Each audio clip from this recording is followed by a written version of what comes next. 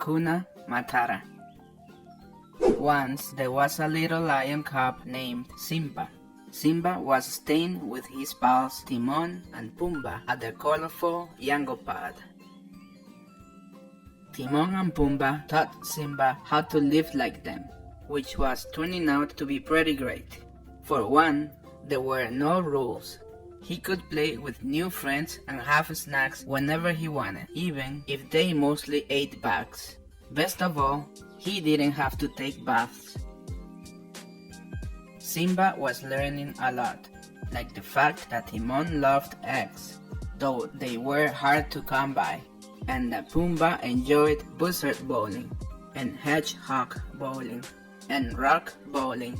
Really, he just loved knocking things down. Who doesn't?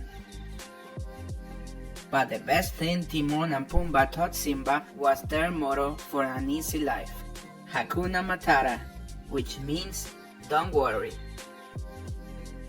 The past got you down, Hakuna Matata changed your future. Your favorite watering hole suddenly taken, Hakuna Matata, find a better one. Anteaters being snooty, be you, Hakuna Matata. One morning, Simba woke up with the sun, ready to pounce on the day. But it seemed Timon and Pumbaa were sleeping in. Feeling antsy and ready to hunt for grubs, Simba decided to go exploring without them. Soon he found a nice open field where he could run around. Hakuna Matata, he thought happily. A little while later, Timon and Pumbaa finally awoke to find their friend missing. They decided to look for Simba in all his favorite spots. Furball, little buddy, Simba, they called to no answer. Well, this isn't good, Timon observed.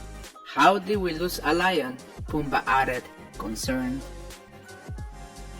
A few clearings away, Simba was leaving Hakuna Matata to his heart's content.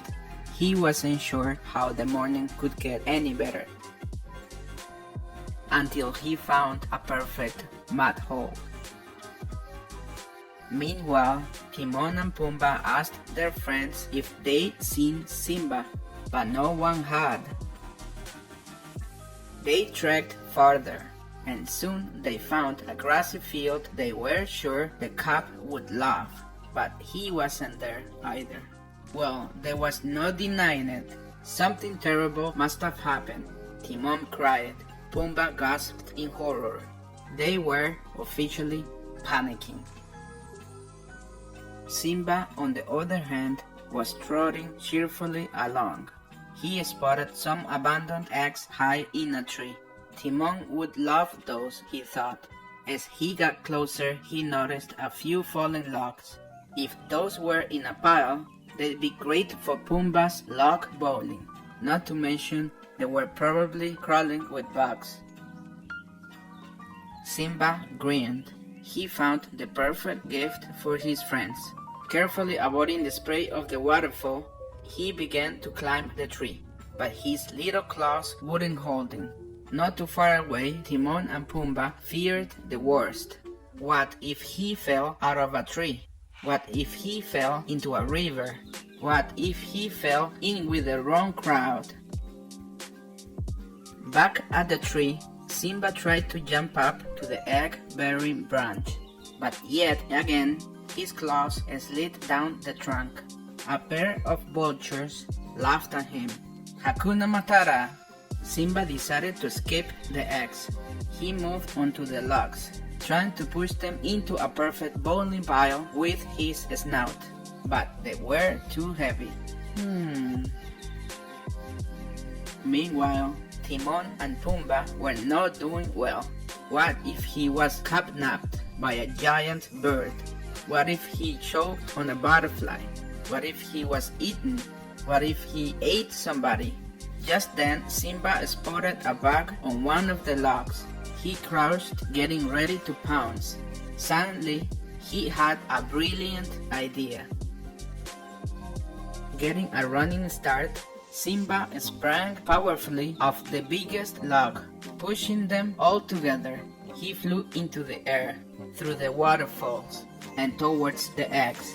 Hakuna Matata! At the moment, Timon and Pumbaa stumbled upon the scene. Timon and Pumbaa wailed, "Gah! No! It's worse than we thought!" Simba landed and gently handed over the nest. "Guys," he said, "I'm glad you're here. I got some eggs for you." Timon and Pumbaa, some bowling with a side of bugs. Timon and Pumbaa had never felt so many feelings. They were even speechless for a moment, but only for a moment. "You're safe," Pumbaa finally said. Timon choked back a sob. "And you got us presents?" Simba stared at them. "What? Were you worried?" Pumbaa coughed. "Us? Worry? Of course not. Don't be ridiculous." Timon scoffed unconvincingly. But Simba knew exactly what his pals needed to hear right then. "Hey, it's alright.